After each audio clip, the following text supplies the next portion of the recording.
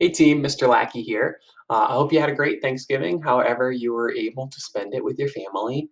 My wife and I couldn't go see family, so instead we rented a cabin in West Virginia and we went hiking every day. Here's some pictures from our trip.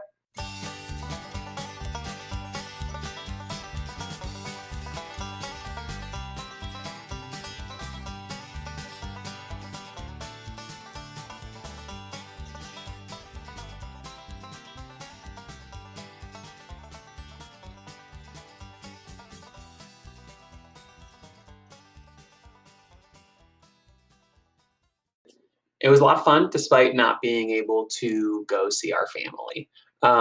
So this week we are in kind of a weird situation. At least for right now, we know that this week is going to be virtual, and cohorts A and B are kind of in different places because I've had a week extra with cohort A in person that I didn't yet get with cohort B.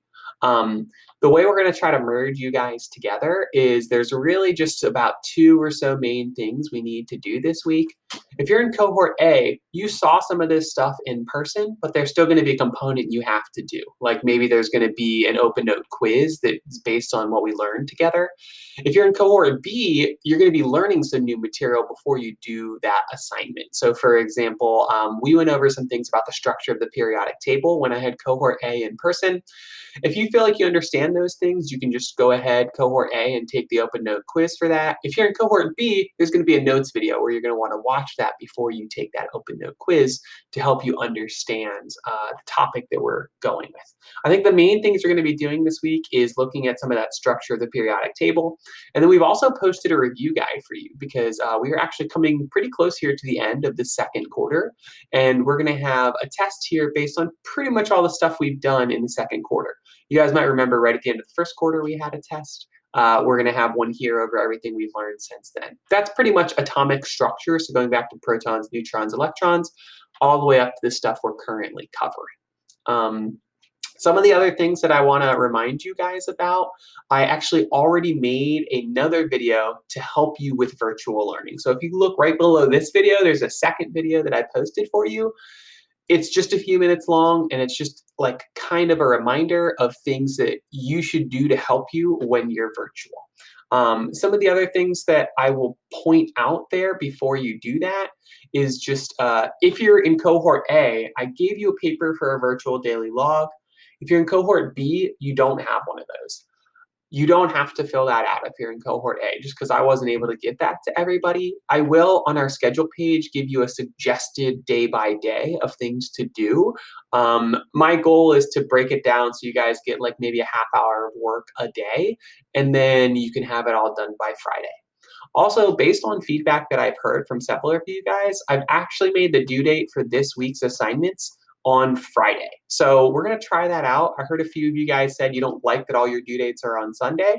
So I'm just going to say basically try to do it during the school week, get it done by Friday, and then ideally you'll actually have the weekend free if you get your assignments done by Friday, and you can kind of relax for a couple days instead of having everything hanging over you. Lots of you have been reaching out to me over email. That type of communication is really key when we go back to virtual learning. So remember, if you have questions that you can't solve on your own, after you've watched this video and the video below this, then definitely reach out to me over email if you have questions. It's a pretty light week, which hopefully means for any of you who are missing work, it's a good week to find those assignments that you have zeros on, go back and complete them. Because remember, even a zero in the grade book, if you turn it in late, I'll still grade it for mostly full credit, and that will really help bring your grade back up. All right, I hope you guys have a good virtual week. I'm sure we'll hear more news from the district later in the week about what's happening in these last couple weeks. But until then, stay strong and do your best here for this week at least that we'll be home. Okay, I'm sure I'll hear from some of you guys soon, and I'll talk to you later. Bye. Whoops, one last thing. I almost forgot this really key detail. We are going to go back to at least once a week trying to have some live class, including this week. So whatever class you're in, whether it's my Zoe or my Chem, make sure you click on that schedule page to see which day it is that we're going to be meeting up together. And then remember, when it's time for live class, Earlier in the spring or earlier in the fall, I had a nice big button here for you guys to click, and I'll try to get that button back up at the top of the page. But if you can't find that, just remember during your assigned class period, you're going to go over here to the left-hand column and you're going to click on conferences. When you click there, you should see a link for the day and time that matches whatever the schedule says. Also, we're going back to that virtual schedule. So let me pull that up for you guys.